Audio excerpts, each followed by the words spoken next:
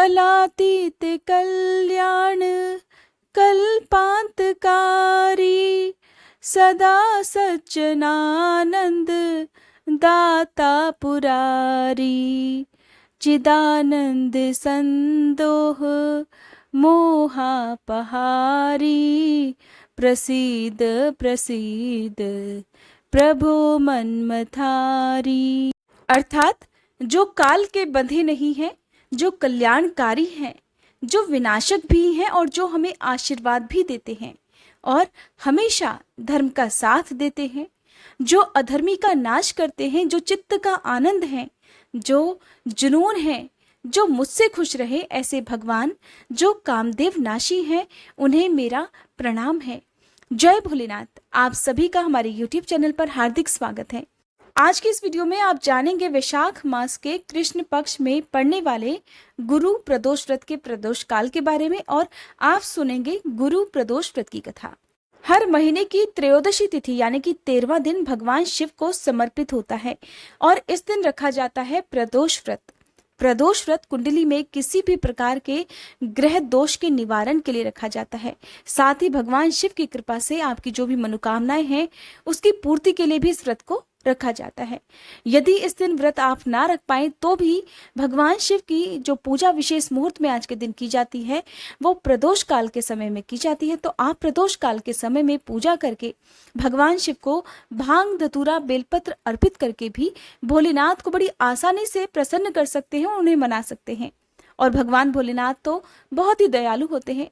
अपने भक्तों की थोड़ी सी श्रद्धा से ही वो अत्यंत प्रसन्न हो जाते हैं और उनकी मनोकामना पूर्ण कर देते हैं। तो साल 2022 में वैशाख मास के कृष्ण पक्ष में पड़ने वाला जो प्रदोष व्रत है वो 28 अप्रैल गुरुवार के दिन है।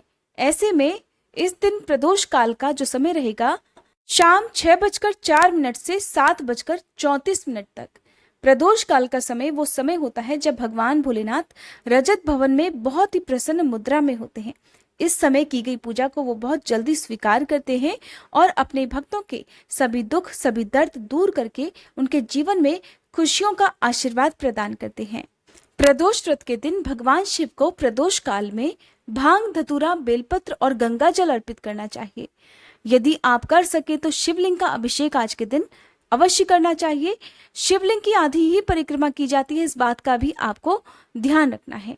आइए अब सुनते हैं गुरु प्रदोष व्रत कथा प्रारंभ करने से पहले आप सभी से अनुरोध है, कमेंट बॉक्स में भोलेनाथ की जय जरूर लिखिएगा। पौराणिक कथा के अनुसार एक बार देवराज इंद्र और वृत्तासुर की सेना में घनघोर युद्ध हो गया। देवताओं ने दैत्य सेना को पराजित कर नष्ट भ्रष्ट कर डाला। तो यह सब देखकर वृत्तासुर अत्यंत क्रोधित होकर स्वयं ही युद्ध करने के लिए तैयार हो गया। आसुरी माया से उसने देखते ही देखते विकराल रूप धारण कर लिया, जिससे सभी देवतागण भयभीत होकर गुरुदेव बृहस्पति की शरण में जा पहुंचे।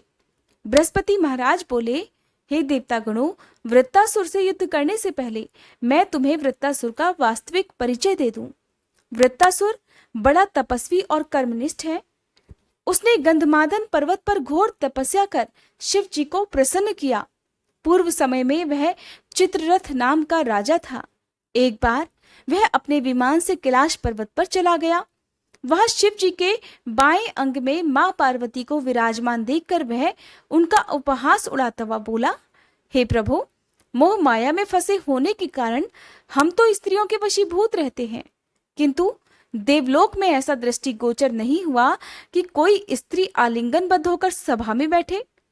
चित्ररथ के ये वचन सुनकर सर्वव्यापी शिवशंकर हंसकर बोले, हे राजन, मेरा व्यवहारिक दृष्टिकोण पृथक है। मैंने मृत्युदाता कालकूट महाविष का पान किया है, फिर भी तुम साधारण जन की भांति मेरा उपहास उड़ा रहे हो। चित्ररथ की बात सुनकर मां पार्वती अत्यंत क्रोधित होकर उससे कहने लगी, अरे दुष्ट, तूने सर्वव्यापी महेश्वर के साथ मेरा भी उपहास उड़ाया है, इसलिए मैं तुझे वह सबक सिखाऊंगी कि तू फिर ऐसे संत जनों के उपहास का दुस्साहस नहीं कर सकेगा। जा, अब तू दैत्य स्वरूप धारण करके विमान से नीचे गिर जा, मैं तुझे ये श्राप देती हूँ। इस प्रकार मां पार्वती के अभिशाप से चित्ररथ राक्षस योनि को प्राप्त हो गया और त्वष्टा नामक ऋषि के श्रेष्ठ तप से उत्पन्न होकर वह वृत्तासुर बन गया। गुरुदेव बृहस्पति आगे बोले, हे देवतागणों, वृत्तासुर बाल्यकाल से ही शिव भक्त रहा है। अतः हे देवराज, तुम बृहस्पति प्रदोष व्रत कर भगवान शंकर को प्रसन्न करो। देवराज ने तब गुरुदेव की आज्ञा का पालन कर गुरु प्रदोष व्रत किया और फिर इस व्रत के प्रभाव से देवराज इंद्र ने शीघ्र ही वृत्तासुर पर विजय प्राप्त कर ली और तब देवलोक में पहले की तरह शांति छा गई। इस प्रकार गुरु प्रदोष व्रत के दिन जो भी भक्त सच्चे मन से इस कथा को पढ़ता है या दूसरों को सुनाता है, भगवान शंकर की कृपा से उनके सभी विरोधी शांत हो जाते हैं और उनके जीवन में दुख नहीं रहते। प्रेम से बोलिए, उमापति भगवान शंकर की जय।